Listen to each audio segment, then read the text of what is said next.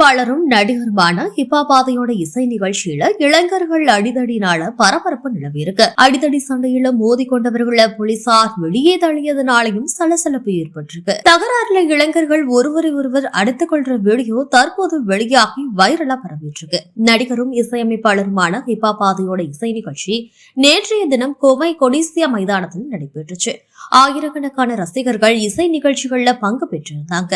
இதற்காக போலீசார் பாதுகாப்பும் வழங்கியிருந்தாங்க.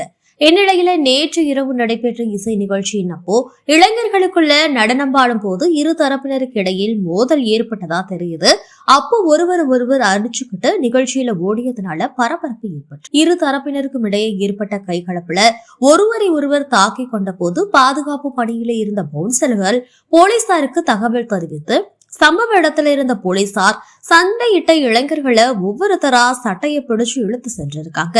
போலீசார் மற்றும் பவுன்சர்கள் இளைஞர்களை இசை நிகழ்ச்சியில அனுமதிக்காம அங்கிருந்து வெளியே அனுப்பிட்டாங்க. இதனால இசை நிகழ்ச்சிகள்ல சிறிது நேரம் பரபரப்பு காணப்பட்டிருக்கு. இந்த நிலையில இளைஞர்கள் மோதிக்கொள்ளும் வீடியோ காட்சிகள் சமூக வலைதளங்கள்ல வெளியாகி வேகமா பரவிட்டு வருது. இதுபோல சுவாரஸ்யமான பல பயனுள்ள தகவல்கள் மற்றும் உடனடியான செய்திகளுக்கு தமிழ் நியூஸுடன் இணைந்திருங்கள்.